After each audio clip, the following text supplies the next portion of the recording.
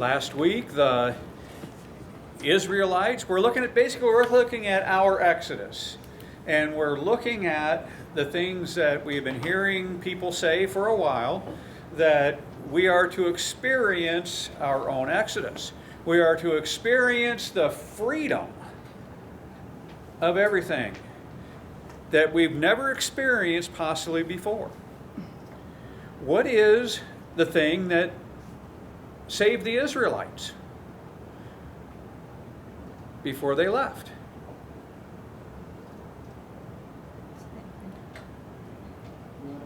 The blood of the Lamb. Whew, I was getting worried there for a minute. It didn't compute in my head. Oh, the blood of the Lamb. That was the representation, of course, of Christ and the salvation. Did that blood of the Lamb, is it the same as the blood that Jesus shed for us? Well, no, because God doesn't want the sacrifice of bulls and goats and sheep and stuff. And God told everybody so long ago, I will provide myself a sacrifice. So there was a huge difference, but it was a representation at that time of the coming of Christ and what he would do for all of us. When they did that, they sacrificed the lamb and painted the door stops and the sides and the thresholds and everything. God took them to freedom. Just like Christ, when we accept him through salvation, sets us free. What does it set us free from? Say it out loud. You can do it.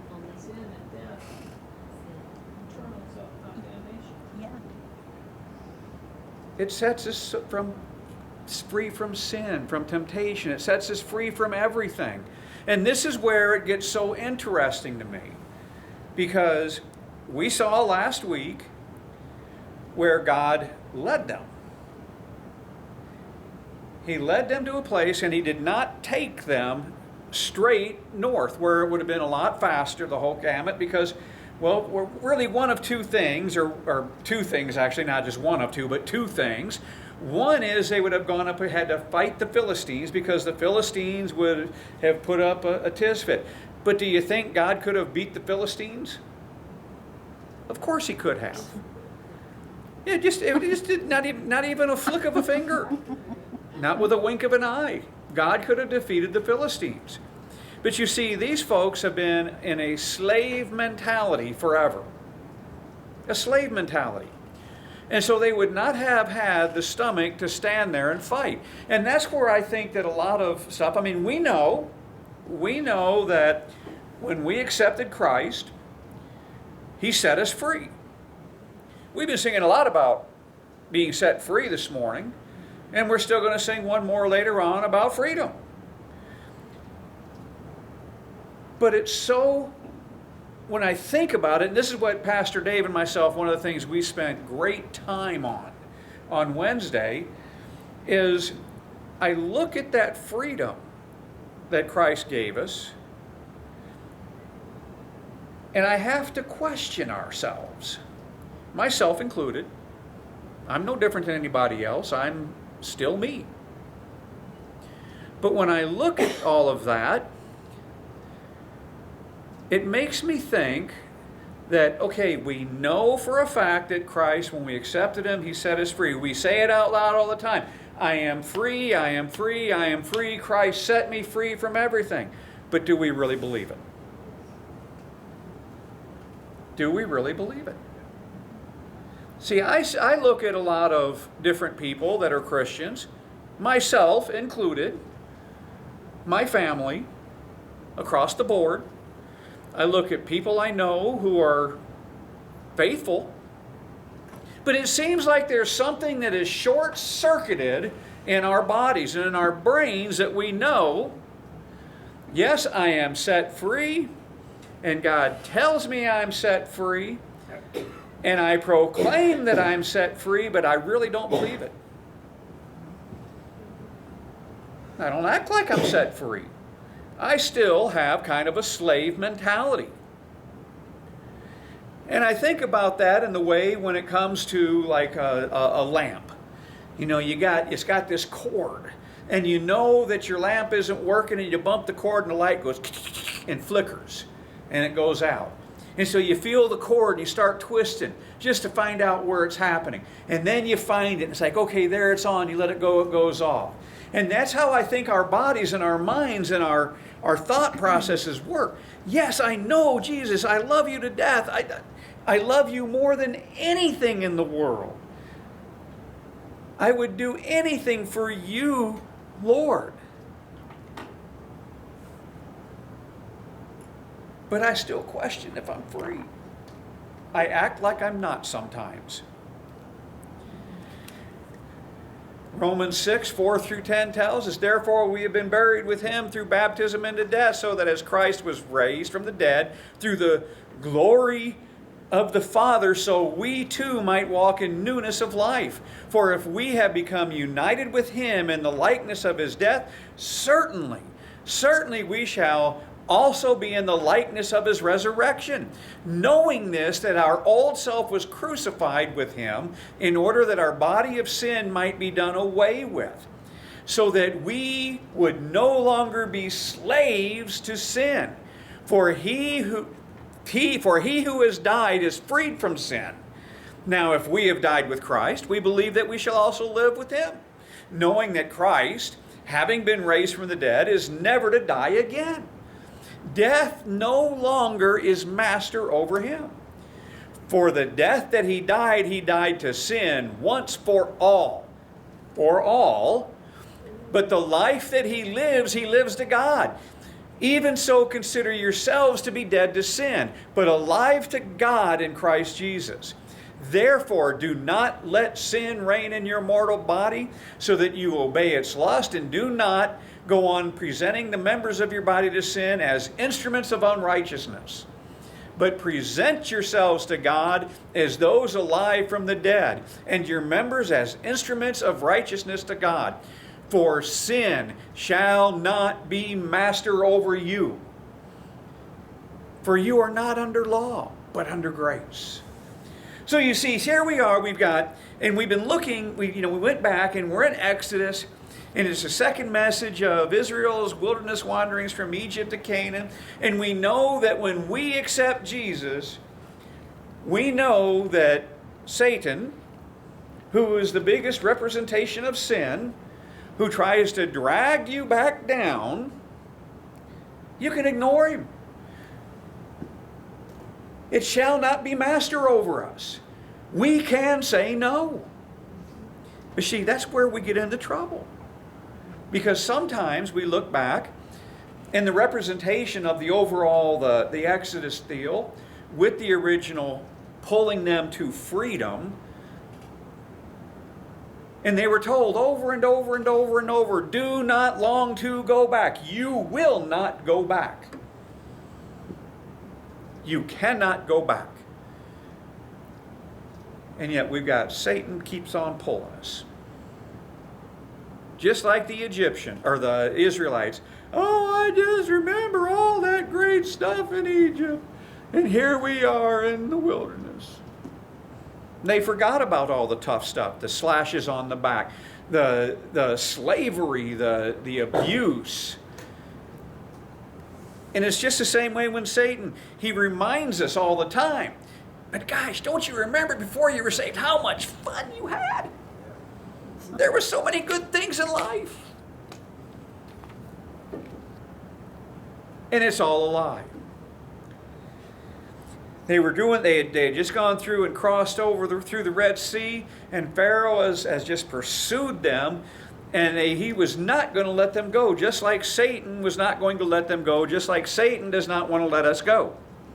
The nation was boxed in, and they were brought to a position where they were in a lot of trouble, and they had no way out. Reminds me of Braden. Braden is finally looking at it, and he's like, I'm at rock bottom. I have nowhere else to turn. I can't do it my way anymore, because my way just is not working. He was in that position.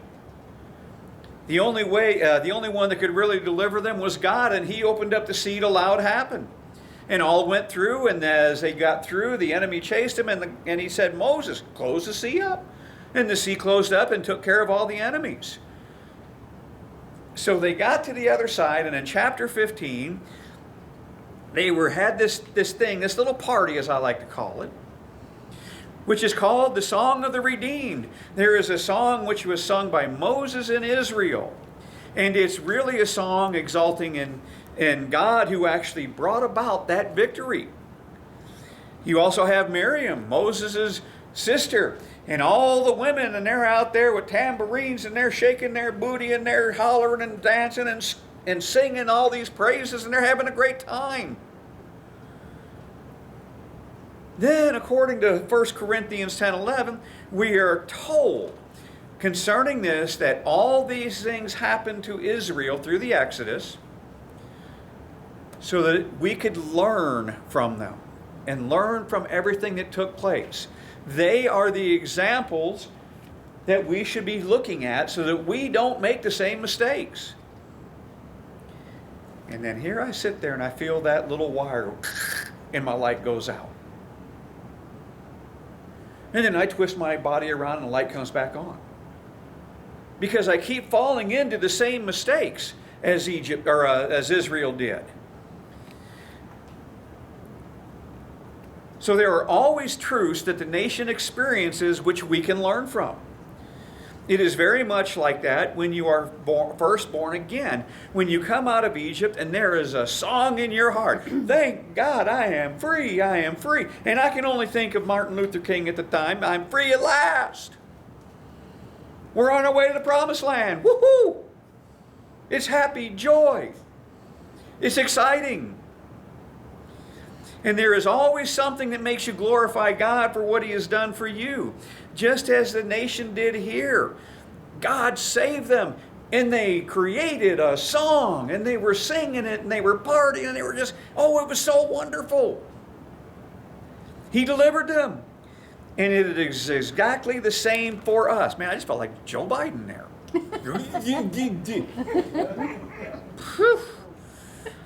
We have been delivered from Satan's power over us, from the power of death's sting. And so there is a song in our heart, and things are really, really good.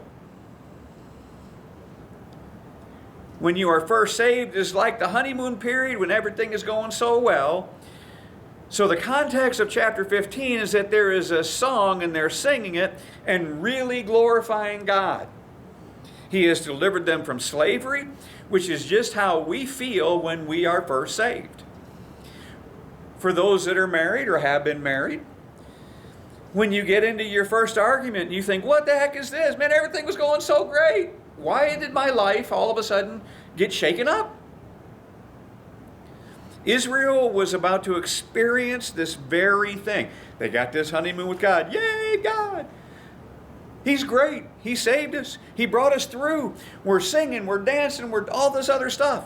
And then we come across in Exodus 15, verses 21 through 23. And Miriam answered them, sing to the Lord, for He is highly exalted. The horse and his rider, he has been hurled into the sea. Then Moses led Israel from the Red Sea, and they went into the wilderness of Shur. And they went 3 days. 3 days. 3 days in the wilderness and found no water. When they came to Marah, they could not drink the waters of Marah, for they were bitter. Therefore it was named Marah. So God has delivered Israel from the Egyptians, and they have this massive song in their hearts, but then they are led somewhere else by God, because remember, God is actually doing the leading. And here you have a completely different scenario. They have journeyed 3 days out of Egypt. And when they left, they brought water, they brought food, and all the treasures, which they still have. But now after 3 days, it's all used up. And all that treasure is not going to buy you a decent cup of coffee or a good drink of water. They're here. God is their guide, and he brings them to this set of water. Think about all the areas that are experiencing drought conditions in our country right now, or so they claim.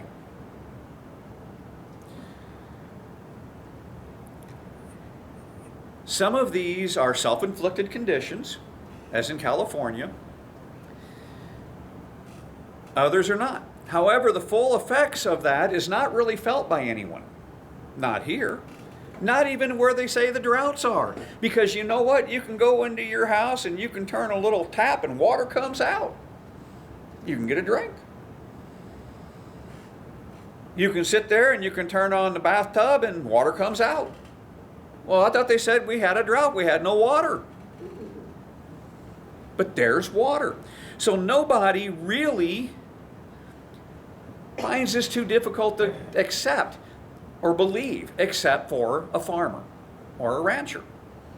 Well, I hate to tell you all this, but you know, as a farmer, I ain't got no water, you ain't got no food.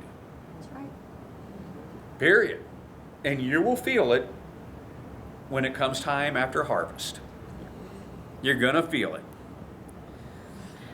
You can still shower at night, you can still get a drink. But for the nation of Israel, all these things that they had before were gone. There was no little tap that they could turn. There was no bucket they could pull up from a good well. None of it. They no longer had that ability to draw the water they had in Egypt, and the food and the water supplies they had are gone. They're done. And it's about a 3-day period when you run out of water, is when your body starting to go, hey, wait a minute. You need something to drink because I'm going to start hurting you if you don't.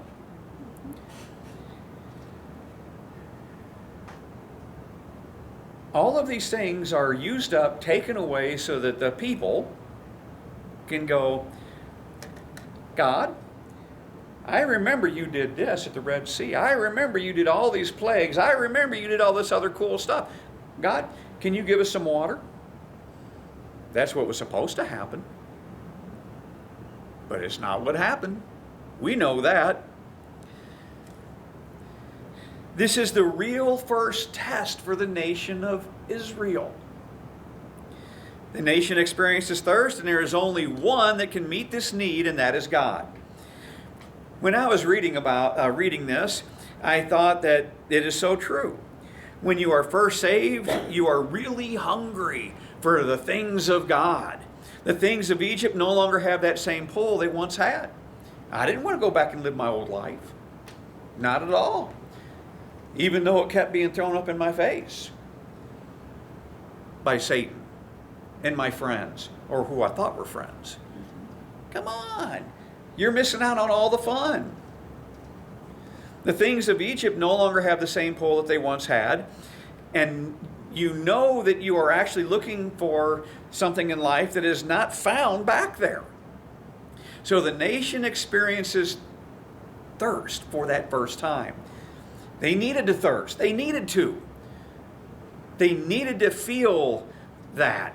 It was necessary for them to come to know God and to rely on Him. Remember what John 7:37b and 38 says, if anyone is thirsty, let him come to me and drink.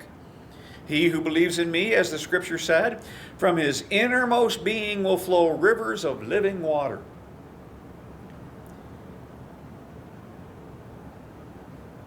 What did they do? Did they go to God? No. When they came to Marah, they could not drink the waters of Marah, for they were bitter. Therefore it was named Marah. You ever been camping, hunting, fishing, hiking, whatever, and you thought you had enough water to get you back to your original destination from where you started? I used to think this all the time when I was hunting in Oregon. Me and my hunting partners, we'd all get out in the hills and that, and I was always this kind of person that I'm like, I don't want to hunt with the big party. And I would always separate myself and go my own way. And I would tell them, I will meet you here at roughly this time. And for the longest time, all I had was a compass. Used to always drive them nuts. because I could get exactly where I wanted to be with a stupid compass. And they had all their GPSs and stuff. So I would get out there and I would separate myself from the group and I would go, okay, I'm going to be gone about this long. I need 4 bottles of water. And I'd put it in my pack. And I'd take off. And about halfway through my hunt, I would be sipping my last sip out of my last bottle.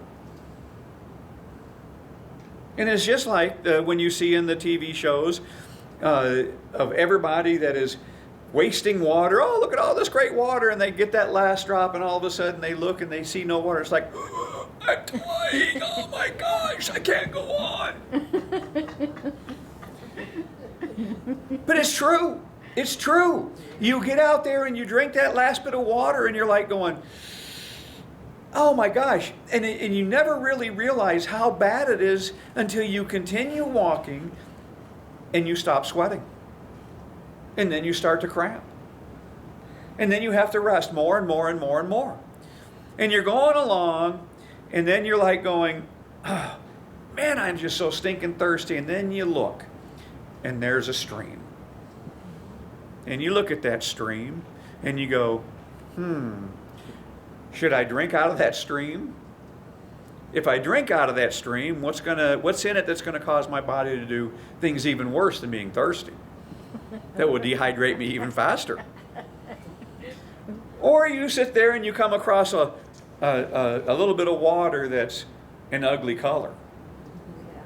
And you're like going, I don't care how thirsty I am not drinking that. The more you move, the more you cramp up. It's really hard when you can see water and you need it, but you can't drink it. And it's the same way for the nation of Israel. They have gone 3 days, all of their good water is gone, and they're feeling it. They are feeling the cramping. And they get there, and they, all right, yay, water. I can't drink that. It's bitter. When I thought about this, it interested me because if you remember, they were being led by God. And God is actually the one leading them to the bitter waters. Whatever happened to the nation happened as an example to us. Every Christian at some point will go through bitter waters. We'll do it. You will be led into situations and scenarios that are not nice. It may be at the beginning of your Christian walk. It may be in the middle or at the end, but at times we will go through bitter experiences in our life. For every Christian, it is the same. It can be many things, such as the loss of a loved one. It can be persecution that causes bitterness. It can be sickness. It can be things that are done to you that are so wrong that you just can't look at it and go, this is so unfair. Why am I being picked on like this? Kind of like Joseph. All these horrible things happened to him, and he just rolled with the punches. Sometimes Christians can't do that. Bitter experiences are going to come to every Christian. We're going to experience bitter waters, things that we just cannot stomach. So it is really all about how you react to those scenarios. What is it that you're going to do? Are you going to go, this is really a bad situation, God, so you can have a good but God moment? Or are you going to go, I'm so sick and tired of all this junk that's happening to me. I'm so sick and tired of it. Why does it always happen to me? Where's God in all that? Where would you? Well, he's there with you, and he's probably trying to smack you and say, what the heck's the matter with you? I'm right here. Wake up. God had led the nation into a problem, so we shouldn't really expect anything different. In fact, bitter experiences come to everyone, but God orders all things in our lives, and he has some things that are tailor-made for everyone. So how did the nation of Israel react to this situation? Besides, we can't drink this stupid stuff. Exodus 15:24. So the people grumbled at Moses, saying, "What shall we drink?" You could say, and there is merit in this, that they were tired, they had walked for 3 days, they were parched, and they were becoming a little bit irritable. That's fair to say. But as far as Israel is concerned, this was the start of a continual moaning, complaining, and whining about what God was actually doing. It starts right here, and it is a continual theme throughout all of their wanderings. It never quits. It never stops. And we are exactly the same as they are. Remember, they only have gone a 3 days journey. Where is the song now? Where are the tambourines now? They have had a massive experience at the Red Sea crossing, and here they are so soon after saying, "Where is God?" Moses, what are we going to do? What are you going to do? We are thirsty. Where is that God that can do the impossible? Most of my days begin like this. Morning, God. Thank you for my life today. You have allowed me to wake up, take another breath, to be able to step out into this glorious world that you created for me, to reflect you to others. Thank you. But something invariably happens, and I complain or grumble before I even leave the house. Mm-hmm. Usually it's spazzy being annoying. I won't be at work very long before the phone, or heck, what am I saying? Half the time I'm not even out of the house and my phone starts going crazy. I'm not even at work yet. And the calls start coming in, or the text, or the emails. Oh my gosh, you should see what they didn't do last night. Instead of getting busy and do it yourself. And you sit there and you get so frustrated, and you get so aggravated. And it might be something as simple as moving wrong and tweaking my knee or smacking my hand. And it's like, why is this happening to me? I don't deserve this. I'm a good person. People, shut up. Quit complaining. Quit complaining. And here I am complaining.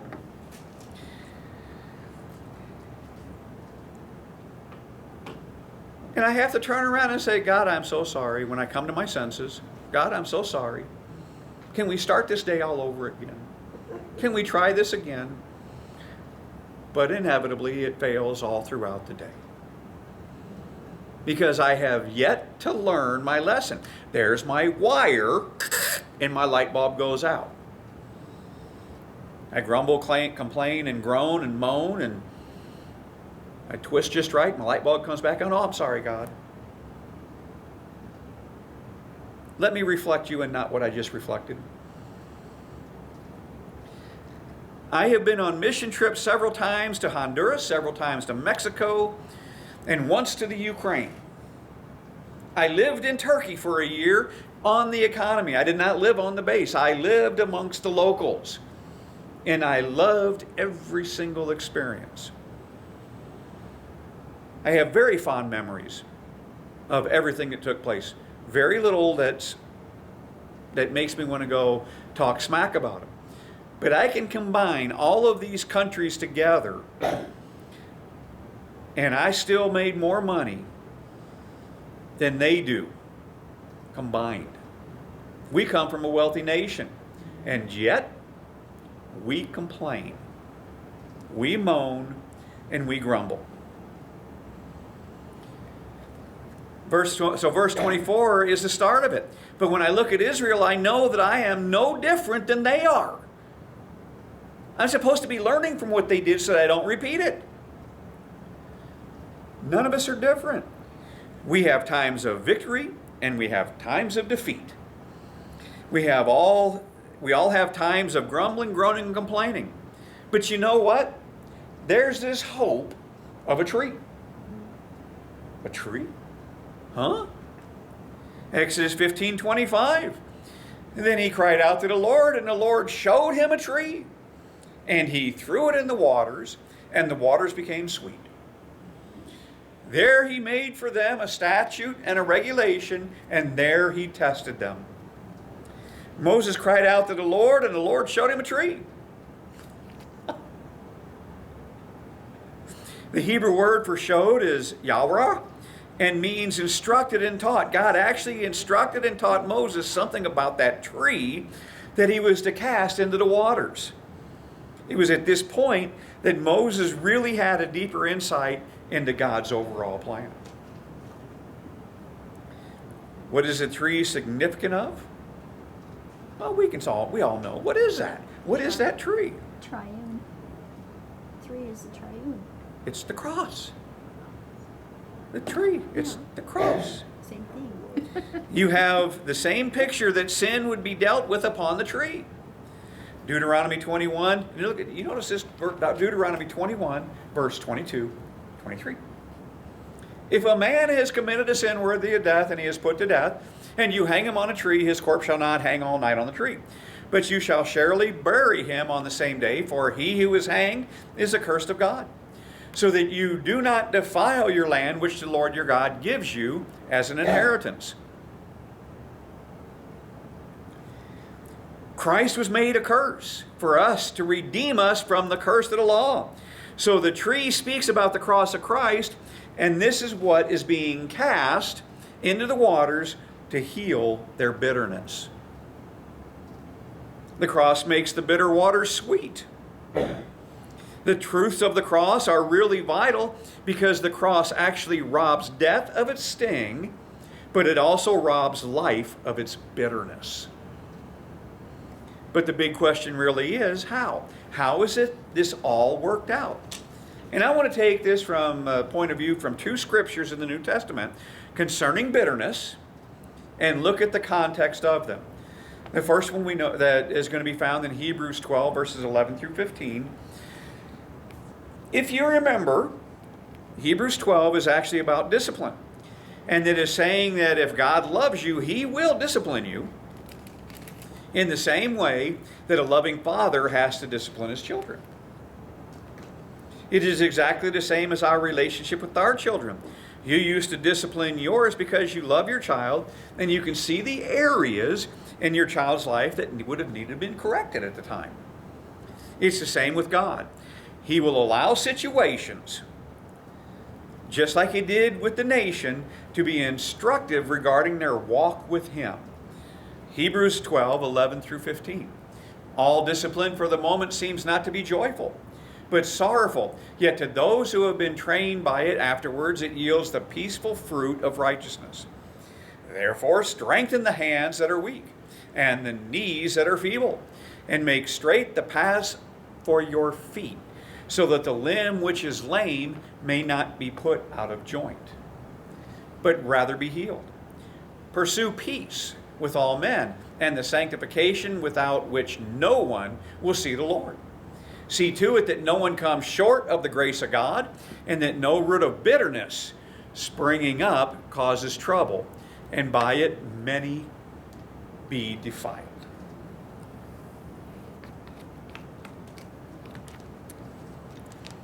It's all about God's love for His children, and also that He actually disciplines those that He loves. Here He's talking about us working with God with whatever is happening in our situation. We are to lift up the feeble hands. Tony, lift it up. Your feeble hand. Your feeble hand. Lift up your feeble hand. Which hangs down, and strengthen feeble knees. See, I can do that. I can say, strengthen my feeble knees.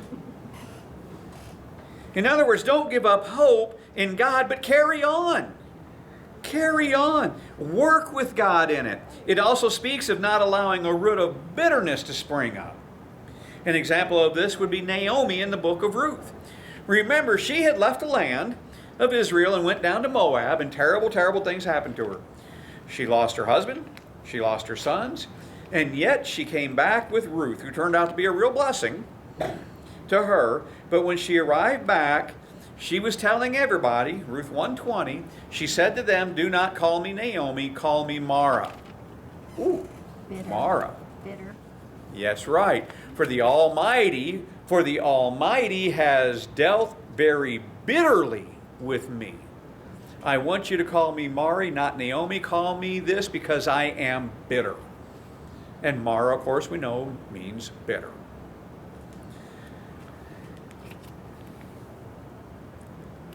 Now it was all to do with how she actually viewed God. She saw God as hard, someone who was punishing her. A lot of our trouble comes from a faulty view of God.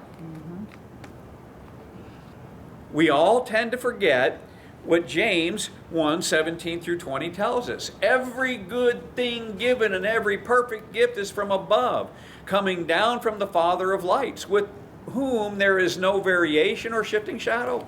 In the exercise of his will, he brought us forth by the word of truth, so that we would be a kind of first fruits among his creatures. This you know, my beloved brethren.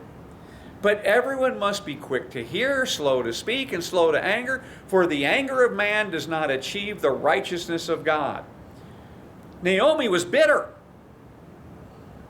God is punishing me. I am bitter about it. Don't even talk to me. And she probably had an old frowny face and everything. No, don't even talk to me. I'm so bitter. You know, God is punishing me and I shouldn't deserve this.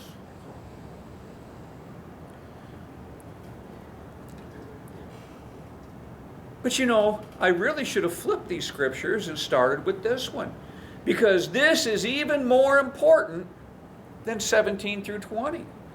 When we back up to James 1:13 through 16, it tells us, "Let no one say when he is tempted, I am being tempted by God, for God cannot be tempted by evil, and he himself does not tempt anyone.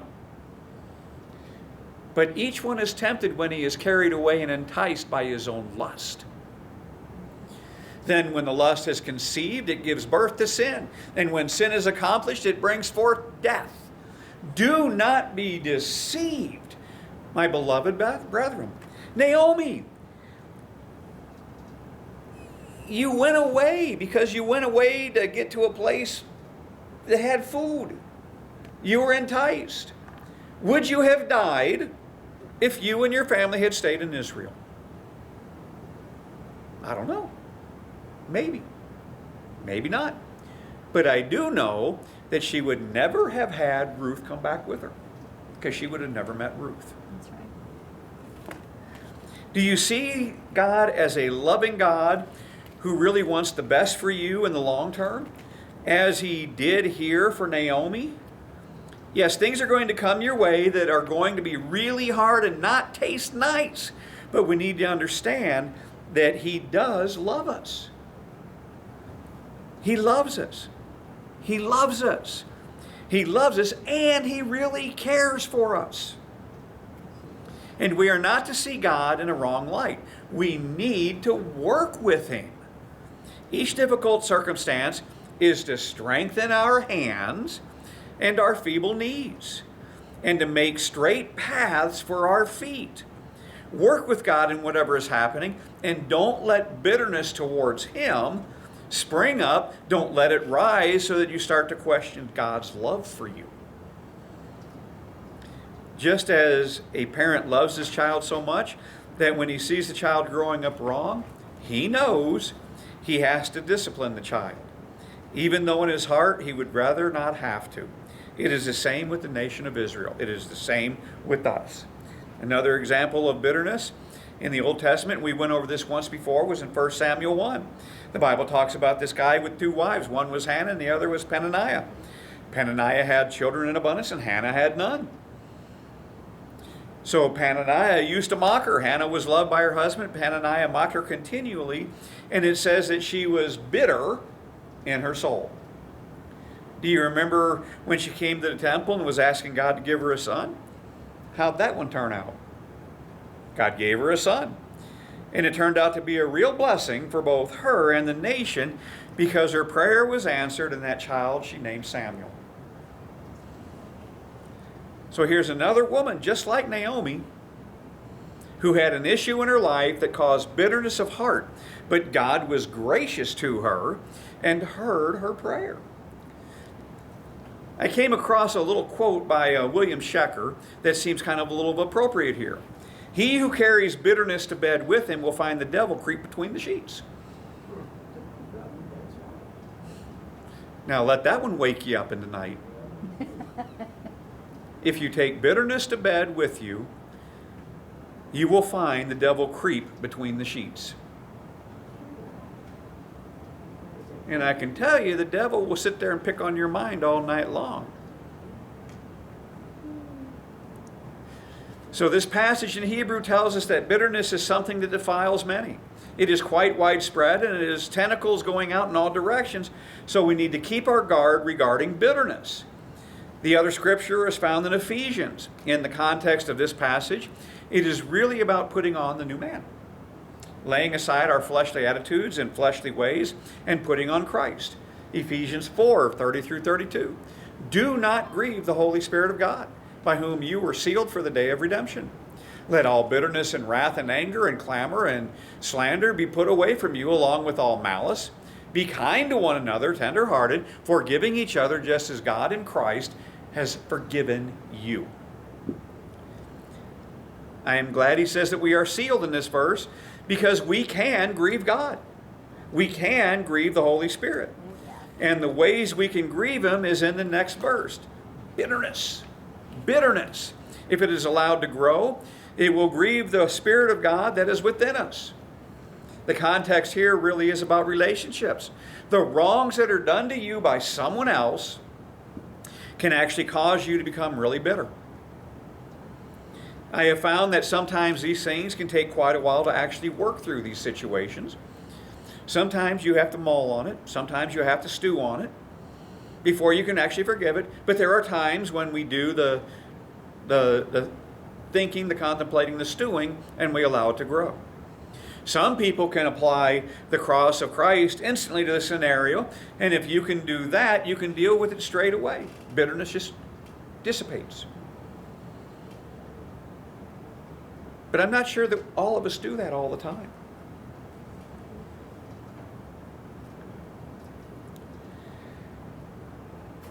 But for others, it can take quite a bit of time, and probably for the most of us, it can take a while to work through the wrongs and things that we need to forgive others for, so that bitterness doesn't grow. Sometimes the hurt is just too deep in our human life. Sometimes you don't actually want to forgive someone. You are quite happy not to. Sometimes I look at my boss, and he's my thorn in my side. And I know I need to forgive him for a lot of stuff. And I'm getting better. I really am. You are quite happy, or think that you are, to live with something that is not right. It is wrong to do this, but sometimes it just takes time. It's kind of like the man that went to the Christmas party. It was a festive time of year, and he always had a problem with one of his co-workers. And his boss comes up to him and says, "Look, dude, it's Christmas time. Go walk across the room, wish that guy a happy new year, a Merry Christmas, and be cheerful about it. It's the right thing to do." So he walked across to the man on the other side of the room and said to him, "I would like to wish you a happy new year, but only one." Oh my gosh. Wow. Yeah. Did he do what his boss told him to do and ask him to do? No. No. Well, yes, but no. And this is what we are like sometimes. Think about it. You can be that man sometimes in life's scheme of things. If we could just forgive quickly, we would stop bitterness in its tracks. I read a story online about a church service over in England. And they were having a sing-along with several churches. Now, where in Oregon, we just called them sing-songs, or sing-spirations, where a bunch of churches get together, and we sing songs, and we have a wonderful time. And everyone was requesting songs left and right. And it got to be near the end of the evening, and one of the pastors looked over the congregation and looked down and saw a woman sitting in a wheelchair right by the front aisle, and he knew she was paralyzed. And he asked her if she had any song requests. And she said, "You betcha. I want to hear Count Your Blessings."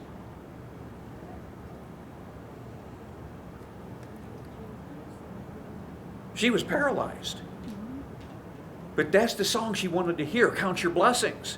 She was not overcome by her circumstances, and her eyes were still heavenward. What about you? Where are your eyes? Okay, back to the passage in Exodus. Exodus 15, verses 26 and 27. And he said, "If you will give earnest heed to the voice of the Lord your God and do what is right in his sight and give ear to his commandments and keep all his statutes, I will put none of the diseases on you which I have put on the Egyptians. For I, the Lord, am your healer." Then they came to Elim, where there were 12 springs of water and 70 date palms, and they camped there beside the waters. Sometimes I think that we give up on God too easy. Mm-hmm. Don't we? We're a bunch of wimps. Yeah, whiny wimps. Mm-hmm. We're whiny wimps. Exactly. Yes. Yeah. If they had just turned to him without grumbling, he might have said, "Hey, if you go a little bit further, there's this really awesome place that even has food. Just go a little bit further." This portion of the Exodus ends with that trip to Elim. And after a trial, pretty consistently anyways, the blessing of God will follow. When we finally go back and turn to God and become obedient, there is always a blessing that follows. Now, I don't know about you, but I like Elim. If I had my way, I would never go anywhere but Elim, where I could put a hammock up between the palm trees and rest and swing in the gentle breeze. It's just a shame I'm not a real big date fan. I was going to say. I love dates. I love dates. But it's all about rest and relaxation. And we all love that. And we don't like Mara. We don't like bitterness. We don't like going somewhere where it's very unpleasant. There is a whole denomination of churches named after Elim, because Christians like it so much, but I have never heard a church called Mara. Where do you go to church, Mara? We're the Church of Bitterness. Because of its bitter waters. But how much of Christ is learned at Mara? If you went to the Church of Bitterness, I guarantee you would learn more about Christ than you would at the Church of Elim if you spent your entire life there. But God has both. He has the Elim for us, and he has the Mara too, because he uses them both, and they both are needed to raise us up, to train us proper. He led Israel there, but it wasn't for punishment, but only that they might learn something from it. Just as they were dependent upon him at the Red Sea, and God was their only answer there, so God is their only answer at the bitter waters as well. Water is a need, so is God going to provide what is needed for them? You betcha. He did. He turned bitter water into sweet so that they were actually able to use it for their requirements.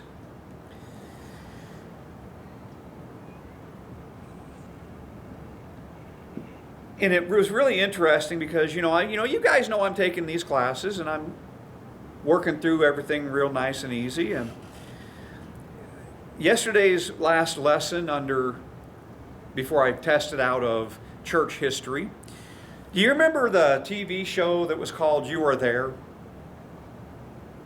I only vaguely remember it because I was still pretty young, even though it went up into the early 70s. And this was one of the things that they dealt with in the class. Was they had a "You Are There." And now I don't know if it was from the TV show because I didn't really take the time to look it up, or if this is something that they did at Christian Leadership College, but I thought that it applied right here. So I wanted to bring this up and use it. And it deals with Martin Luther King Jr.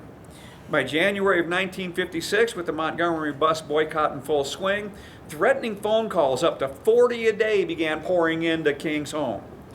Though he put up a strong front, the threats unsettled him. One midnight, as he sat over a cup of coffee worrying, the phone rang and the caller said, "Nigger, we are tired of you and your mess now. And if you aren't out of this town in 3 days, we're going to blow your brains out and blow up your house." King later described what happened in the next few minutes. "I sat there and thought about a beautiful little daughter who had just been born. She was the darling of my life. I'd come in at night after night and see that little gentle smile. And I sat at the table thinking about that little girl and thinking about the fact that she could be taken away from me at any minute.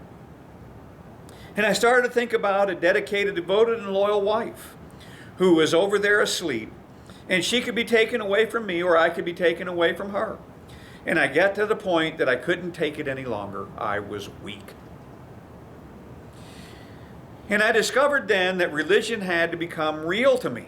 Had become real. And I had to know God for myself. And I bowed down over that cup of coffee, and I will never forget it. I prayed a prayer. And I prayed out loud that night. I said, "Lord, I'm down here trying to do what's right. I think I'm right. I think that because I think the cause that we represent is right. But Lord, I must confess that I'm weak now. I'm weak. I'm faltering. I'm losing my courage.